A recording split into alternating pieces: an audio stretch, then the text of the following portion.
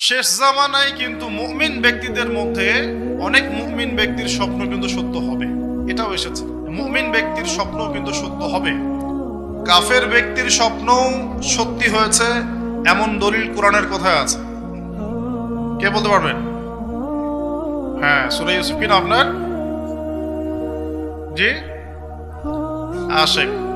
ঠিক আছে, মাশাআল্লাহ। আশিক ভাইয়ের জন্য আমাদের একটা হাদিয়া থাকবে ইনশাআল্লাহ, আপনি আলোচনা শেষে নিয়ে যাবেন। তো ইউসুফ আলাইহিস সালামের যে ঘটনা সূরা ইউসুফ, সেখানে আছে যে অমুসলিম দুজন ব্যক্তির স্বপ্ন সত্য হয়েছে। একজন এসে বলেছেন আমার মাথায় রুটি খেয়ে নিচ্ছে পাখি।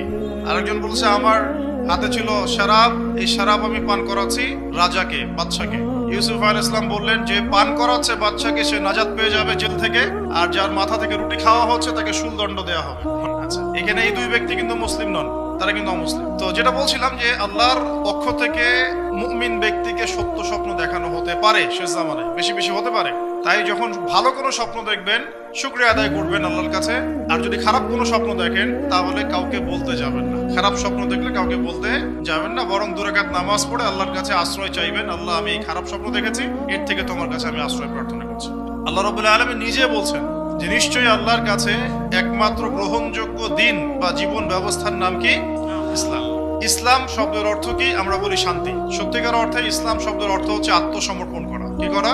আত্মসমর্পণ করা। যে ব্যক্তি আত্মসমর্পণ করে, যে ব্যক্তি ইসলাম পরিপূর্ণরূপে পালন করে, তাকে আমরা বলি মুসলিম।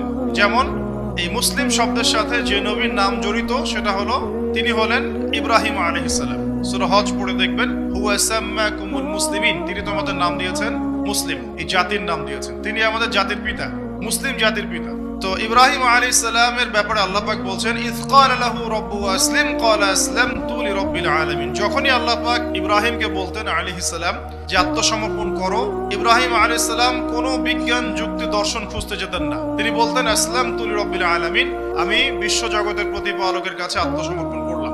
আল্লাহ রাব্বুল আলামিন ইব্রাহিম আলাইহিস সালামকে বলেছিলেন স্ত্রী এবং সন্তানকে জনমানব শূন্য কাবা ঘরের পাশে রেখে আসতে। ঠিক আছে, জানি তো আমরা। ইব্রাহিম আলাইহিস সালাম জানতেন সেখানে কোনো মানুষ নেই, কোনো পানি নেই, কোনো প্রাণীও নেই, না খাবার আছে, না পানি আছে, না কোনো প্রাণী আছে। এরপরেও তিনি স্ত্রী এবং সন্তানকে সেখানে রেখে আসলেন। আল্লাহ পাককে প্রশ্ন করলেন না কেন রেখে আসবো, এর পিছনে কারণ কি, যুক্তি কি, দর্শন কি, জিজ্ঞেস করেছেন।